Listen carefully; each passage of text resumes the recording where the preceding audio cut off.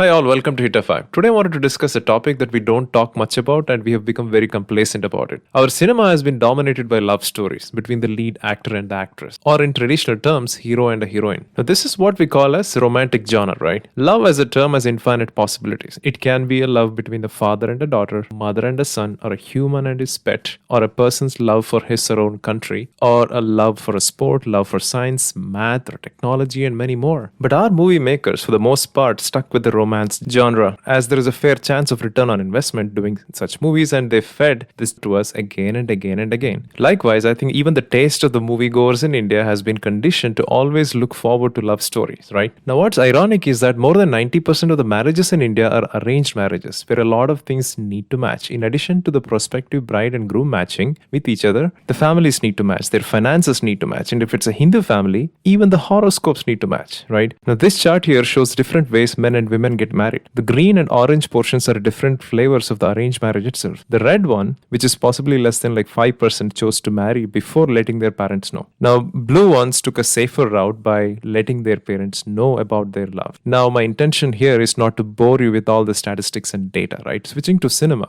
I think in the 80s and before that era, the proportion of love stories was considerably less, as most commercial cinema centered around grown-up mature men and women dealing with day-to-day problems of life, right? And in the middle, if they get time, they do a little bit of romance. Now, in the 70s, with socio-economic changes such as rising unemployment, poverty, emergency, and rise of angry young man persona, love stories in Hindi cinema did not have much prominence in the central plot. I wouldn't say all those movies were good, but there were not many chocolate boy type heroes and heroines. Talking only about Bollywood, two movies changed the template of love story forever. One was the 1988 Kayamat Se Kayamat Tak, and the other was Maine Pyar Kiya, 1989. Kayamat Se Kayamat Tak explored a Romeo and Juliet kind of love story in which the families of the lovers shared a tragic past which created rift and hatred in them for each other. Maine Pyar Kiya, directed by Suraj Barjatia, was a benchmark for future love stories in the true sense of the word, right? It showed the importance of proving oneself as a worthy match and winning the consent of the families. It showed how one can love and accept social acceptance, even with the family values that form the bedrock of Indian culture. I would say that these two movies pioneered the genre of cinema, and since then our commercial cinema started to force love stories into all kinds of movies. Now, in a parallel world, the likes of Mani Ratnam was pioneering his own version of love stories, right? The Tamil movie Maunuragam explored how a couple's relationship gets sour as the wife is not able to let go of her ex-boyfriend's memory. In the Telugu movie Geetanjali, a man learns that he is terminally ill and decides to live alone in a hill station. Now, he meets a bubbly girl who teaches him how to live life to the fullest until he makes another shocking discovery. Switching to Hindi cinema of 90s, they followed the template of movies like Maine Pyar Kiya for a long time. Actor and actresses would generally play immature boys and girls,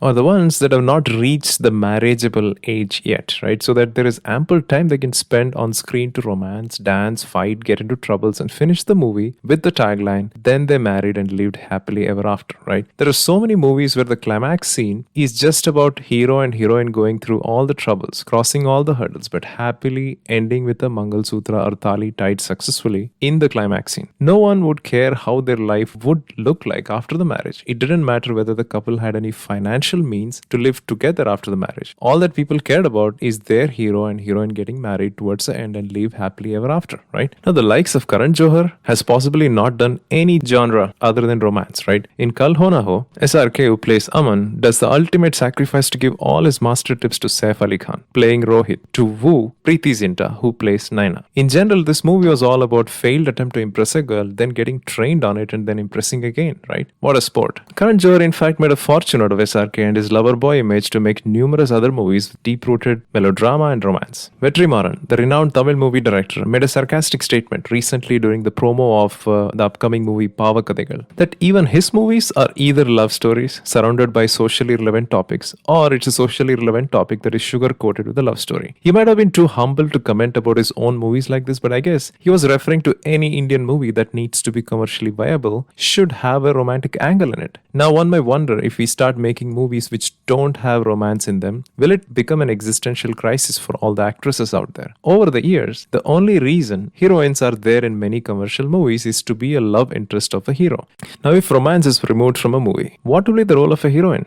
I do recognize that there are few female-centric movies out there, but for them to succeed, the actress needs to be really good at her craft, should have a fair fan following, and most importantly, should be able to select a good script and a director. Kirti Suresh Penguin and Miss India are good examples of how a female-centric plot without an intelligent script can backfire big time. Friends, my intention here is not to talk about some of the great love stories we have seen in the past, and please don't pick on me on that. My purpose is to discuss why most movie makers are forcing a love story in a movie that doesn't necessarily need it. Let's take for instance movie Lagan. If you think about it, it's a fictional story that has patriotism, cricket, ignorance, innocence, and a sense of triumph towards the end. It also got nominated for the Oscars, and if you think from a Western perspective, the triangular love story was forced into the plot, right? I made a video about our Oscar misses and discussed why one of the panelists wasn't happy about Lagan having so many songs. Now, obviously, from a Desi perspective, there are a couple of wonderful soul-stirring A.R. Rahman songs that are only focused on the hero and heroines, and I guess for the Indian audience, the movie wouldn't have been complete without triangular love story in it. Now, Emperor Akbar might have had so many stories that could have warranted a movie of its own, but Gavarikar just chose the Jodha and Akbar love story because that's the only thing that's commercially viable. Even the classic Mughal-e-Azam was all about how Akbar's son, a relationship to Anarkali, triggers a war between the father and son. Gavarikar also went all the way back to Mohenjo-daro civilization and made a freaking love story there as well. Obviously, you gotta have a couple of romantic songs for marketing and publicity purpose, but as audience, can we consume cinema without having a forced love story in it at all? Ashoka, right, who was an invincible emperor of Maurya dynasty, ruled most of Indian subcontinent in the 3rd century BC. Now Santosh Shivan makes a Hindi movie with SRK and Kareena Kapoor, and even that is a freaking love story. Now I'm wondering if we can entirely blame the directors and the producers here. Let's say someone makes a mind-boggling thriller movie based on real facts of Mohenjo-daro civilization without the A-list actors, without the hero-heroine dance numbers. I wonder if it is a viable financial option at all. Now, Tumbad is an example where the word of mouth helped the movie a little but was ignored by mainstream media and Bollywood big shots for the most part. Now, friends, as I end this video, romance is a genre that's needed for sure. Foreign filmmakers also do such movies, and there is certainly a market for that too. If you take Hollywood for example, romance is just one of the genres, and that is not the main genre like what we have in India. I know the OTT has become a democratic platform for providing a level playing field for some extraordinary content creators. Post-pandemic, I wonder how the movies with forced love angles are going to fare. Please comment on what is your favorite genre, and are you willing to give a chance to the directors who boldly let go of unnecessary romantic angle in their movie. Thank you very much, folks. If you're not subscribed to this channel, please do so right now. I mean right now. Thank you again.